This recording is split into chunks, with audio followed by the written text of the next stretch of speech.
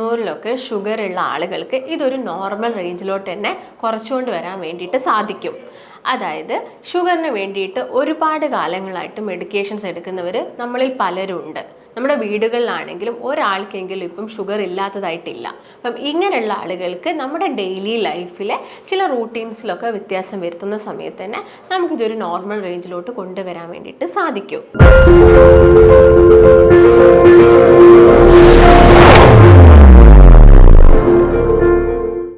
ഇപ്പം ഞാൻ നേരത്തെ പറഞ്ഞ പോലെ തന്നെ മെഡിക്കേഷൻസ് എന്ന് പറയുന്നത് ശരിക്കും ഷുഗറിൻ്റെ ഒരു സെക്കൻഡ് ചോയ്സ് ആണ്. നമ്മൾ ആദ്യം തന്നെ നമ്മൾ മാറ്റം വരുത്തേണ്ടത് നമ്മുടെ ഫുഡ് റൂട്ടീൻസിലാണ്. അതായത് ചിലപ്പോൾ നിങ്ങൾ കണ്ടിന്യൂസ് ആയിട്ട് ഒരുപാട് കാലം മെഡിക്കേഷൻസ് എടുക്കുന്ന ആളുകളൊക്കെ ആണെങ്കിൽ നിങ്ങളുടെ ഭക്ഷണ ക്രമീകരണത്തിൽ ചില മാറ്റങ്ങൾ വരുത്തുമ്പോൾ ഇതൊരു നോർമൽ റേഞ്ചിലോട്ട് വരും. ആ സമയത്ത് നമുക്ക് കംപ്ലീറ്റ് ആയിട്ട് മെഡിക്കേഷൻസും കാര്യങ്ങളൊക്കെ ഒഴിവാക്കാൻ വേണ്ടിയിട്ട് സാധിക്കും. നമുക്കെല്ലാവർക്കും അറിയാം, ഷുഗർ എന്ന് പറയുന്നത് നമ്മുടെ രക്തത്തിൽ പഞ്ചസാര കൂടുന്ന ഒരു കണ്ടീഷനാണ്. നോർമലി ആദ്യത്തെ നാളുകളിലൊക്കെ ആണെങ്കിൽ നമുക്ക് വലിയ സിംറ്റംസും കാര്യങ്ങളൊന്നും പുറത്തേക്ക് കാണിക്കാറില്ല. കാരണം ഷുഗർ വന്നു കഴിഞ്ഞിട്ട് അതിൻ്റെ ഒരു കോംപ്ലിക്കേഷൻ്റെ ഭാഗമായിട്ടാണ് ഒട്ടുമിക്ക സിംറ്റംസും പുറത്തോട്ട് വരുന്നത്. ആദ്യത്തെ നാളുകളിൽ ക്ഷീണങ്ങളും കാര്യങ്ങളൊക്കെ ആയിരിക്കും ഉണ്ടാവുക. അത് നമ്മൾ അത്ര വലിയ കാര്യമാക്കി എടുക്കാറില്ല. കാരണം ഷുഗർ നമ്മുടെ രക്തത്തിൽ ഇങ്ങനെ കിടന്നാലും വലിയ സിംറ്റംസ് പുറത്തെടുക്കാൻ കുറച്ച് സമയമെടുക്കും. എന്നാൽ കുറച്ച് കാലമാകുന്ന സമയത്ത് നമുക്ക് ഓരോരോ ലക്ഷണങ്ങൾ വരിക, അല്ലെങ്കിൽ ഇതിൻ്റെ കോംപ്ലിക്കേഷൻ്റെ ഭാഗമായിട്ട് നേഴ്സിന് കംപ്ലൈൻറ്റ് വരിക, കൈക്കും കാലിനൊക്കെ തരിപ്പ് വരിക, ഇങ്ങനെയുള്ള പ്രശ്നങ്ങളായിട്ടാണ് നമ്മുടെ ക്ലിനിക്കിൽ പേഷ്യൻസ് വളരെ നോർമലായിട്ട് വരാറുള്ളത്. അപ്പം നമുക്കിത് എങ്ങനെ മരുന്നില്ലാതെ കുറച്ചെടുക്കുക എന്നുള്ളതാണ് നമ്മുടെ ലക്ഷ്യം. അതായത് മാക്സിമം മെഡിക്കേഷൻസ് ഒഴിവാക്കുക. നമുക്കറിയാം നമ്മുടെ കിഡ്നിക്കാണെങ്കിലും ലിവറിനാണെങ്കിലും എല്ലാം താങ്ങുന്നതിനൊരു പരിധിയുണ്ട്. അപ്പോൾ നമ്മൾ ഒരുപാട് കാലമായിട്ട്, അതായത് ഇപ്പോഴത്തെ ഒരു കാലഘട്ടം നോക്കുകയാണെങ്കിൽ ഒരു 30 വയസ്സിലൊക്കെ ആളുകളിൽ ഈ ഡയബറ്റീസ് വരുന്നുണ്ട്. അന്ന് മുതലേ നിങ്ങൾ മെഡിക്കേഷൻസ് സ്റ്റാർട്ട് ചെയ്യുകയാണെങ്കിൽ എത്ര കാലത്തോളം നിങ്ങളിത് കഴിക്കണം. എന്നാലും നിങ്ങൾക്കൊരു നല്ല പ്രോപ്പറായിട്ടുള്ളൊരു ഡയറ്റ് എടുക്കുന്നുണ്ടെങ്കിൽ നമുക്കിത് വളരെ ഈസി ആയിട്ട് തന്നെ കുറച്ച് വരാൻ വേണ്ടിയിട്ട് സാധിക്കും. അപ്പം ഇതിന് മെയിനായിട്ട് ശ്രദ്ധിക്കേണ്ട 3 കാര്യങ്ങൾ എന്ന് പറയുന്നത്, ഒന്ന് നമ്മുടെ ഫുഡ് റൂട്ടീൻസിൽ വരുത്തേണ്ട ചേഞ്ചസ് ആണ്. അതായത് നമ്മൾ കൃത്യമായിട്ടുള്ള ഒരു ഡയറ്റ് ഫോളോ ചെയ്യുക.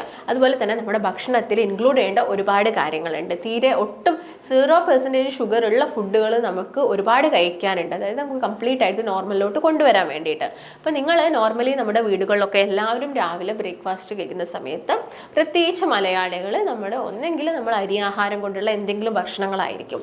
അത് ഒന്നെങ്കിൽ ഇഡ്ഡലിയോ അല്ലെങ്കിൽ ദോശയോ ഇങ്ങനെയുള്ള ഫുഡുകളാണ്, അല്ലെങ്കിൽ പുട്ടൊക്കെയാണ് നമ്മൾ കൂടുതലായിട്ടും കഴിക്കുന്നത്. ഇതിനൊക്കെ ഒന്ന് മാക്സിമം നിങ്ങൾ കുറച്ചുകൊണ്ട് വരാൻ വേണ്ടിയിട്ട് ശ്രദ്ധിക്കുക. അങ്ങനെയാകുന്ന സമയത്ത് നമുക്ക് അനാവശ്യമായിട്ട് മെഡിക്കേഷൻസ് എടുക്കേണ്ട ആവശ്യകതയില്ല.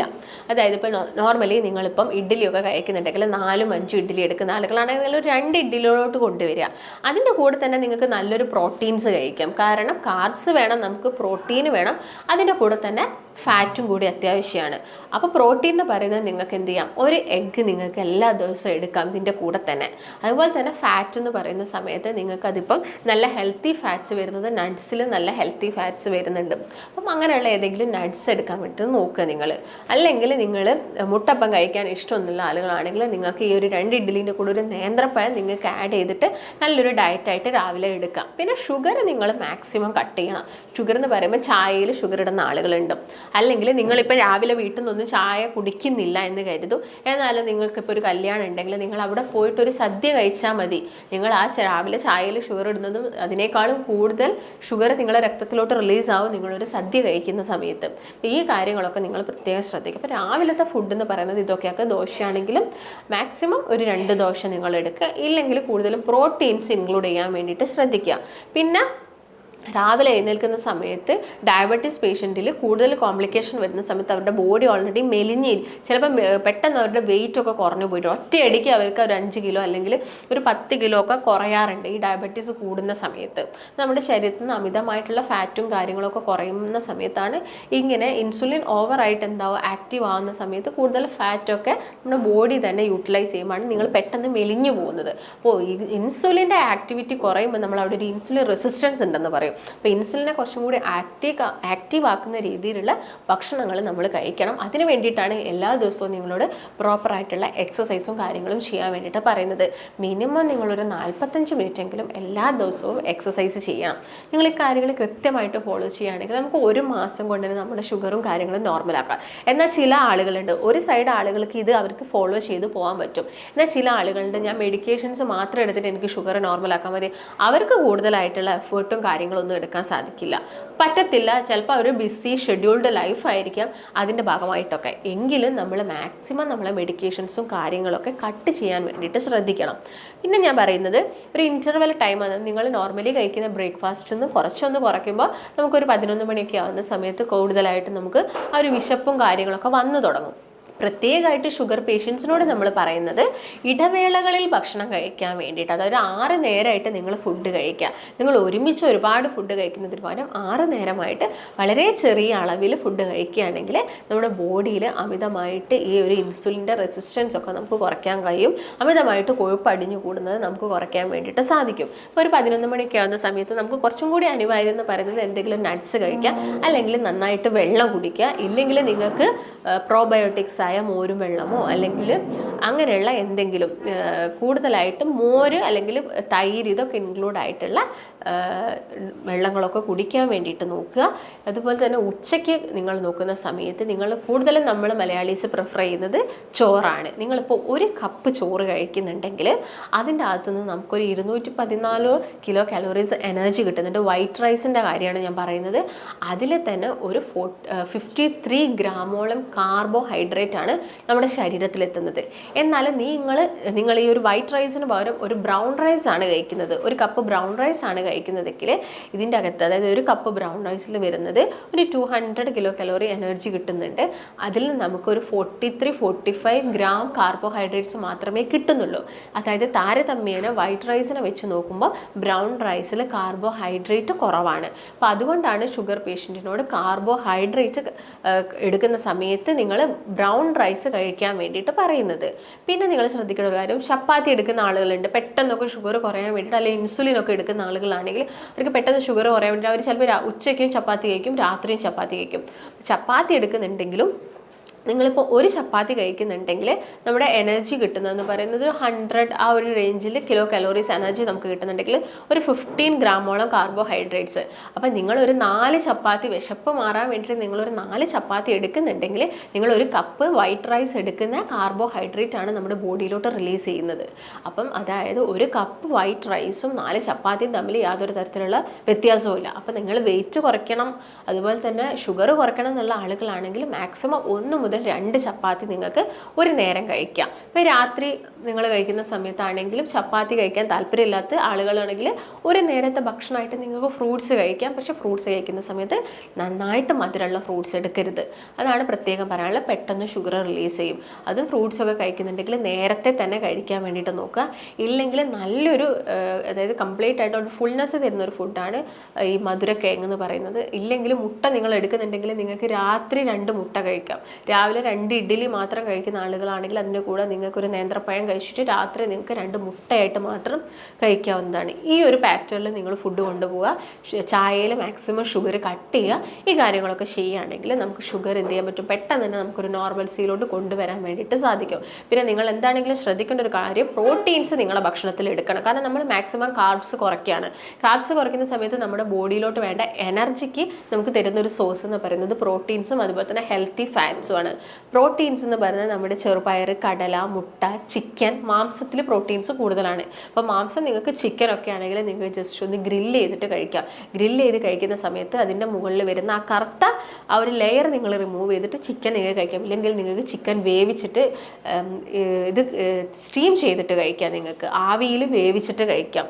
അങ്ങനെ നിങ്ങൾക്ക് എടുക്കാവുന്നതാണ്. അപ്പോൾ റെഡ് മീറ്റൊക്കെ ആണെങ്കിൽ മാക്സിമം കുറയ്ക്കുന്നതാണ് നല്ലത്. ചിക്കൻ കഴിക്കുന്നതുകൊണ്ട് ഷുഗർ പേഷ്യൻസിന് വലിയ പ്രശ്നങ്ങളും കാര്യങ്ങളൊന്നും വരുന്നില്ല.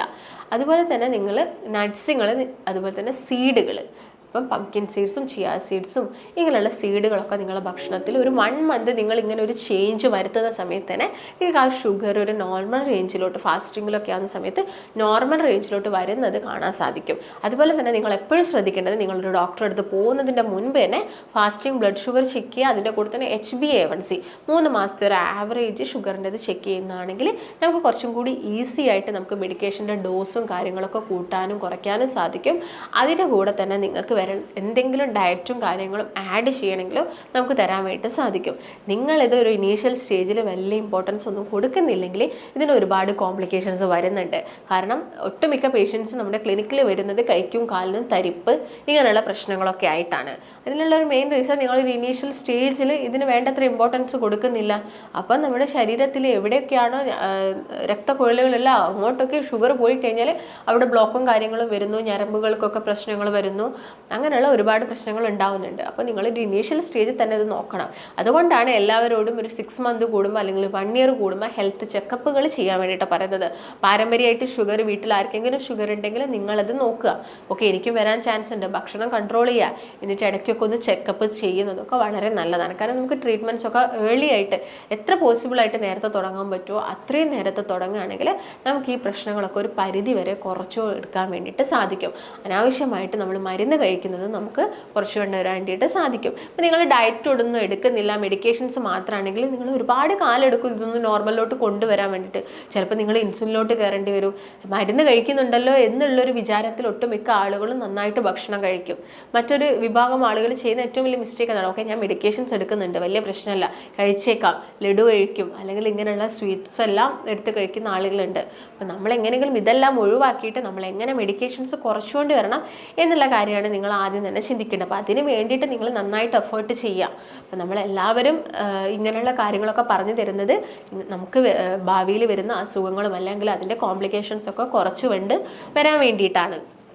അതുപോലെ തന്നെ ഞാൻ നേരത്തെ പറഞ്ഞ പോലെ ഏതെങ്കിലും ഒരു എക്സസൈസ് എല്ലാ ദിവസവും ചെയ്യണം. അതിപ്പോൾ നടത്തം കുറച്ച് പ്രായമായ ആളുകളാണെങ്കിൽ അവർക്ക് ഈ ഫാസ്റ്റായിട്ട് ചെയ്യുന്ന ഹിറ്റ് എക്സസൈസ് ഒക്കെ ഉണ്ട്. അതായത് ഹൈ ഇൻറ്റൻസിറ്റി ഇൻ്റർവൽ ട്രെയിനിങ് എന്ന് പറയുന്നത് നമ്മൾ ഫുൾ ബോഡിക്കായിട്ട് കൊടുക്കുന്ന എക്സസൈസ് ആണ്. അപ്പം നമ്മുടെ എല്ലാ മസിൽസും കാര്യങ്ങളും മൂവിങ്ങും ഒക്കെ ഉണ്ടാവും. പക്ഷെ അത് ചിലപ്പോൾ കുറച്ച് പ്രായമായ ആളുകൾക്ക് ചെയ്യാൻ പറ്റിയെന്ന് വരില്ല. അപ്പോൾ അങ്ങനെയുള്ള ആളുകളാണെങ്കിൽ അവരെല്ലാ ദിവസവും ഒരു 10-15 മിനിറ്റ് എന്ത് ചെയ്യുക, നന്നായിട്ട് നടക്കുക. അപ്പോൾ രാവിലെ ഒരു 15 മിനിറ്റ് നടക്കുക, വൈകുന്നേരം നടക്കുക, അല്ലെങ്കിൽ ഒരുമിച്ച് ഒരു അരമണിക്കൂർ എല്ലാ ദിവസവും കയ്യും ഒക്കെ നന്നായിട്ട് വീശി നല്ല വിയർക്കുന്ന രീതിയിൽ നടന്നിട്ട് വരിക. അങ്ങനെയൊക്കെ ചെയ്യുന്ന സമയത്ത് തന്നെ നമുക്കിത് വളരെ ഈസി ആയിട്ട് നോർമലോട്ട് കൊണ്ടുവരാൻ പറ്റും. ഇൻസുലിൻ എടുക്കുന്ന ആളുകളാണെങ്കിൽ പതുക്കെ അതൊക്കെ കുറച്ച് ഡോസൊക്കെ കുറച്ച് മെഡിക്കേഷനൊക്കെ കുറച്ചിട്ട് ഇതൊരു നോർമൽ സ്റ്റേജിലോട്ട് നമുക്ക് കൊണ്ടുവരാൻ വേണ്ടിയിട്ട് സാധിക്കും. അപ്പം ഇങ്ങനെ ഈ ഷുഗർ നോർമലായി കഴിഞ്ഞാലും പിന്നെ നമുക്ക് ഷുഗർ എടുക്കുന്ന സമയത്ത് നമ്മൾ ശ്രദ്ധിച്ച് നമ്മൾ അതിൻ്റെ കൂടെ എക്സസൈസ് ഒക്കെ ചെയ്യുന്നുണ്ടെങ്കിൽ നമുക്ക് എപ്പോഴെങ്കിലുമൊക്കെ നമുക്കൊരു ചായയൊക്കെ കുടിക്കുന്നതുകൊണ്ടൊന്നും യാതൊരു പ്രശ്നവും ഇല്ല. അപ്പം ഞാനീ പറഞ്ഞത് ഒരുപാട് മെഡിക്കേഷൻസ് നമുക്ക് ആയുർവേദത്തിലാണെങ്കിലും അവൈലബിൾ ആണ്. അപ്പം നമ്മൾ പ്രോപ്പറായിട്ടുള്ള ദിനചര്യാസൊക്കെ ഫോളോ ചെയ്യുകയാണെങ്കിൽ നമുക്ക് ഈ കാര്യങ്ങളൊക്കെ വളരെ നോർമലായിട്ട് കൊണ്ടുവരാൻ വേണ്ടിയിട്ട് സാധിക്കും. പിന്നെ നമ്മളിൽ പലരും ചെയ്യുന്നൊരു മിസ്റ്റേക്കാണ് പെട്ടെന്ന് ഷുഗർ കുറയാൻ വേണ്ടിയിട്ട് എന്തെങ്കിലും ടിപ്സും കാര്യങ്ങളൊക്കെ ഫോളോ ചെയ്യുക. അപ്പോൾ ടിപ്സും കാര്യങ്ങളും കൊണ്ടൊന്നും നമുക്ക് ഒരിക്കലും 300-ലൊന്നും കിടക്കുന്ന ഷുഗർ ഒന്നും നോർമലിലോട്ട് കൊണ്ടുവരാൻ വേണ്ടിയിട്ട് സാധിക്കില്ല. അതിന് നമ്മൾ മെയിനായിട്ടും എഫേർട്ട് എടുക്കുക തന്നെ വേണം. അപ്പോൾ ഇതിൻ്റെ കൂടെ തന്നെ നിങ്ങൾ ഏതെങ്കിലും ഒരു ഫാസ്റ്റിംഗ് ഫോളോ ചെയ്യുക. ഇൻ്റർമീഡിയറ്റ് ഫാസ്റ്റിങ്ങോ അല്ലെങ്കിൽ വാട്ടർ ഫാസ്റ്റിംഗ് എന്ന് പറയുന്നത് എടുക്കാൻ ഷുഗറുള്ള ആളുകൾക്ക് ബുദ്ധിമുട്ടായിരിക്കും. ചിലപ്പോൾ മെഡിക്കേഷൻസ് കഴിക്കുന്ന ആളുകളാണെങ്കിൽ അപ്പോൾ ഏറ്റവും ബെസ്റ്റ് എന്ന് പറയുന്നത് അവർക്കൊരു ഇൻ്റർമീഡിയറ്റ് ഫാസ്റ്റിംഗ് ഒക്കെ ഇതിൻ്റെ കൂടെ തന്നെ ആഡ് ഓൺ ചെയ്യുകയാണെങ്കിൽ അവർക്ക് ഈ ഒരു കാര്യം വളരെ നോർമലാക്കാൻ വേണ്ടിയിട്ട് സാധിക്കും. അപ്പം ഇതിൻ്റെ കൂടെ തന്നെ നിങ്ങൾ എന്തെങ്കിലും ഇപ്പം ഉലുവ വെള്ളത്തിലിട്ട് വെച്ചിട്ട് വെള്ളം കുടിക്കുന്ന ആളുകളുണ്ട്, അപ്പോൾ കറുവപ്പട്ട വെള്ളത്തിലിട്ട് വെച്ചിട്ട് വെള്ളം കുടിക്കുന്ന ആളുകളുണ്ട്. അപ്പോൾ ഇതെല്ലാ കാര്യങ്ങളും നമുക്ക് എല്ലാ ദിവസവും ഫോളോ ചെയ്യാൻ പറ്റിയെന്ന് വരില്ല. എന്ത് കാര്യമാണെങ്കിലും നമ്മൾ ഡെയിലി എടുക്കുന്ന സമയത്ത് നമുക്ക് അതിൻ്റെ എന്തെങ്കിലും ഒരു സൈഡ് എഫക്ട്സ് പോലെയൊക്കെ വരാനുള്ള ചാൻസസ് ഉണ്ട്. അപ്പോൾ ഇങ്ങനെയുള്ള ടിപ്പുകളും കാര്യങ്ങളൊക്കെ എടുക്കുന്നതിന് മുൻപ് നിങ്ങൾ നിങ്ങളുടെ ഡോക്ടറോട് ഇതിനെക്കുറിച്ചുള്ള ഡൗട്ടും കാര്യങ്ങളൊക്കെ ക്ലിയർ ചെയ്യുക. എന്നിട്ട് നിങ്ങൾ ഇങ്ങനെയുള്ള ഓരോ ഭക്ഷ്യവസ്തുക്കളൊക്കെ യൂസ് ചെയ്തിട്ട് നിങ്ങളുടെ ഷുഗർ കുറയ്ക്കാൻ വേണ്ടിയിട്ട് നോക്കുക. അപ്പോൾ നിങ്ങൾ മെഡിക്കേഷൻസ് ഒക്കെ എടുക്കുന്ന ആളുകളാണെങ്കിൽ മാക്സിമം അത് കുറയ്ക്കാൻ വേണ്ടിയിട്ടുള്ള കാര്യങ്ങളാണ് ഞാൻ ഇത്രയും ഈ ഒരു വീഡിയോയിലൊക്കെ പറഞ്ഞിരിക്കുന്നത്. അപ്പോൾ നിങ്ങൾക്കത് കാര്യങ്ങളൊക്കെ മനസ്സിലായെന്ന് ഞാൻ വിചാരിക്കുന്നു. അപ്പോൾ നിങ്ങൾക്ക് ഇതിനെക്കുറിച്ചിട്ട് എന്തെങ്കിലും സംശയങ്ങളൊക്കെ വരുന്നുണ്ട്, അല്ലെങ്കിൽ നമ്മുടെ ആയുർവേദത്തിൽ ഇതിൽ നല്ല ട്രീറ്റ്മെൻറ്റ്സും കാര്യങ്ങളും കൊടുക്കുന്നുണ്ട്, അതിൻ്റെ കൂടെ തന്നെ നമ്മളൊരു ഡയറ്റും കൂടി പ്രൊവൈഡ് ചെയ്യുന്നുണ്ട്. അപ്പോൾ നിങ്ങൾക്ക് ഇതിനെക്കുറിച്ചുള്ള സംശയങ്ങളുണ്ടെങ്കിൽ താഴെ കാണുന്ന നമ്പറിൽ കോൺടാക്റ്റ് ചെയ്യുക. നമുക്ക് നമുക്ക് മറ്റൊരു നല്ല ഹെൽത്ത് ടോപ്പിക്കുമായിട്ട് വീണ്ടും കാണാം. നന്ദി.